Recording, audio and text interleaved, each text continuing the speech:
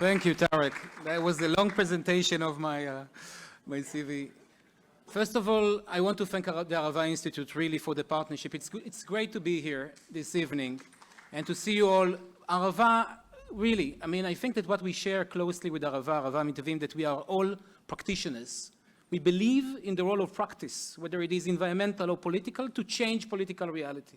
And this journey, actually, התחלתי באנגלית, אני אעבור, ביקשו ממני בעברית. המסע הזה שלקחנו איתכם, תראה מה זה, באופן פבלובי. המסע הזה שהתחלנו איתכם בתוך ההיבט הזה הוא כל כך חשוב. אני רוצה להודות לערבה גם על מה שאתם עושים בנפרד וביחד במתווים. היכולת לבנות איים של סיוע הומניטרי, לשנות המצב עצמו ודרכו לשנות את המצב הגדול.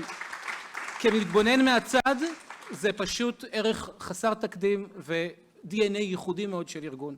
אני חושב שהצלחנו היום לכנס כאן קוקטייל מושלם של מנהיגות ומנהיגים פוליטיים מן השורה הראשונה, ביחד עם מומחים ומומחיות מובילים, וביחד עם חברים יקרים מהקהילה הבינלאומית. And here I would like to congratulate our partners, our friends, our colleagues from Egypt, from the US, from different European countries, so Belgium and Netherlands and Sweden and many others. Your role in this discussion is not just important, it's crucial. אני חושב אתם יודעים, אנחנו נשמע היום הרבה מאוד על שיקום, ונדבר על שיקום, ובדרך כלל כשאנחנו מדברים על שיקום, אנחנו נכנסים לשיחה שלפעמים נשמעת מאוד טקטית תשתיתית, אתם יודעים, על חומרים שמותר להכניס או אסור להכניס לעזה, או על פסולת בניין, אני מחפש פה את עדי, שהיא האוטוריטה בתחום, או על סוגיות שנוגעות למערכת הבריאות או בתי חולים. לפעמים זה מטשטש את העובדה, שכאשר אנחנו מדברים על שיקום של עזה, גבירותיי ורבותיי, אנחנו מדברים ומדברות על משנה המשחק המדיני החשוב ביותר, או בין הלפחות החשובים ביותר, בעיצוב יחסי ישראלים ופלסטינים בשנים הקרובות. ביכולת לבנות אופציה מדינית אמיתית ישראלית פלסטינית. ביכולת להחליש את חמאס בעזה, לבנות אלטרנטיבה שלטונית. במצב הקיים של עזה שהרוסה בהיקפים של 80, יותר מ-80% מהשטח הרוס, הבונים מחדש יהיו גם אלו שיעצבו את המציאות הפוליטית מחדש, את הסדר הפוליטי מחדש. עכשיו, זה לא רק סוגיה בראייתי של משנה משחק מדיני. שיקום הוא מרכיב מרכזי בביטחון הלאומי של שיקום של עזה, או מעורבות ישראלית בשיקום עזה. זה נושא מרכזי בביטחון הלאומי של תושבי ישראל. אתם יודעים, ההחלטה, איך תיבנה עזה מחדש? מי יבנה את עזה מחדש? מה התפקיד הישראלי בבנייה מחדש? יש לה חשיבות אדירה לבניית הביטחון הישראלי, הרבה יותר בעיניי מעוד חטיבה באוגדת עזה או עוד מנהרה שנפוצץ. משום שהיא לא מתמודדת רק עם איומים מיידיים, היא מתמודדת עם התנאים שבהם יצמחו, או אולי נצליח לבלום את צמיחתם של איומים עתידים. ולכן כשאנחנו מסתכלים על התפקיד של מדינת ישראל, אנחנו רואים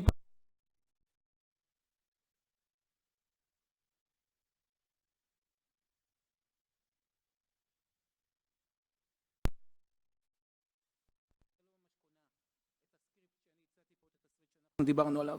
רק היום היו דיונים על, עומר סיפר לי, סיפוח שטחי A בחזרה, אבל גם לגבי עזה, דיונים של סמוטריץ' על התיישבות בצפון הרצועה, שיחה ברמת המערכת הביטחונית על עידוד הגירה מרצון, כלומר, אנחנו רואים עדיין מערכת שצמודה להיגיון של הניצחון המוחלט.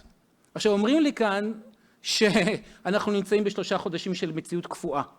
3 חודשים שבהם עד הבחירות אף אחד לא יכול לעשות כלום, ממשלה לא יכולה לקחת יוזמה, ולכן אנחנו לא יכולים לצפות לשום תנועה בתוך עולם השיקום, עולם הבניית הסדר החדש בעזה. גבירותיי ורבותיי, עזה לא מצייתת להיגיונות האלקטורליים שלנו. עזה היא פצע מדמם שממשיך לדמם מדי יום והמצב מחמיר. הזמן הוא לרעתנו הישראלים בתוך התהליך הזה. כל יום שאנחנו לא משקמים את עזה, אנחנו משקמים את חמאס. אנחנו מאפשרים לחמאס ליהנות ולדעת לעשות את אותו דבר שהוא עשה בשנים האחרונות, לנצל במקרים מסוימים סיוע הומניטרי כדי להתחזק, וחמור מכך, באסון ההומניטרי הנמשך בעזה, אנחנו מציעים לחמאס מאות אלפי פלסטינים מזי רעב, כמאגר הגיוס הבלתי נדלה של חמאס בעתיד שלנו. אז זה המצב שבו אנחנו נמצאים בו, הזמן עובדת לרעתנו בתוך הסיפור הזה. אבל אני אומר, ואולי זו נקודה שמעידה קצת על השינוי, שלפחות שאנחנו מדברים עם הציבור, אנחנו מאתרים איזשהו שינוי. אתם זוכרים את צו 9 ואת כל השיחה וציין כאן גם דני לפני כן את העניין של ההכרה שבנייה מחדש של עזה היא אינטרס ישראלי. היום הסקרים האחרונים של מתווים ולא רק של מתווים מצביעים על כך ש60% מהציבור הישראלי מזהים את הבנייה מחדש בעזה כאינטרס ישראלי מהותי. כולל אגב רוב מוחלט של למעלה מ70% בקרב אלו שמגדירים את עצמם כמרכז ימין מרכז מתון. תבחרו, אתם יכולים לנחש על מה אני מדבר ועל מי אני מדבר, אבל אחוזים מאוד נרחבים בין הצדדים של הספקטרום הפוליטי.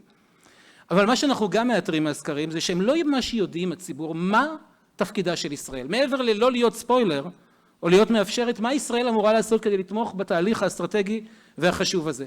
ולתוך הוואקום הזה נכנס, ופה אני מוריד את הכובע ומפשיל את השרבולים, נכנס הצוות המאוד מאוד אינטנסיבי, צוות הבנייה מחדש של מכון מתווים שעובד בצמוד גם עם ערבה וגם עם אמריקאים וגם עם השותפים האזוריים שלנו וגם עם הפלסטינים. צוות שהמטרה שלו, או שורת הנושאים שעוסקת בהם, מתחילה מפסולת בניין וממשיכה לעולמות של מערכת החינוך והבריאות בעזה, אבל בסופו של דבר מונע מאותו היגיון של איך הופכים שיקום למנגנון, למכניזם, לשינוי הסדר הפוליטי. במילותיה של בר רפפורט שמובילה את הצוות, איך הופכים שיקום פיזי לשיקום מדיני. אני אסיים כאן רק באמירה אחת, אני דיברתי על השיקום כמשנה משחק מדיני, אבל זה לא רק בהקשר של ישראל ופלסטין. יושבים איתנו כאן היום גם נציגים מהשגרירות המצרית ומהסגל הדיפלומטי, ומאזינים לנו בבית גם שותפים אזוריים. רבותיי, שיקום יכול להיות משנה משחק מדיני גם בשיקום, והייתי אומר אפילו שדרוג יחסי ישראל עם מדינות ערב, בדגש על מצרים, בדגש על האמירויות, גם סעודיה בתוך הסיפור הזה. זה יכול להיות מישן סטייטמנט חדש, נושא חדש לשותפות ארוכת טווח של ישראל עם אותן מדינות, בבנייה של אם תרצו, הסכמי אברהם תעודות אור, או כל דבר שתקראו לו בהקשר הזה. לכן יש כאן ערך אדיר, ואולי נוכל להגיע למצב שבו שיקום בפעם הראשונה, אחרי שהזמן עובר לרעתנו באופן אוטומטי מאז 7 באוקטובר, בפעם הראשונה נוכל להפוך את השיקום לדינמיקה שתתחיל לגרום לזמן לעבוד לטובתנו בעזה. ונשקם ביחד ונבנה ביחד, ואני מודה לכולכם ואני מאחל לכם כנס מרתק. תודה רבה.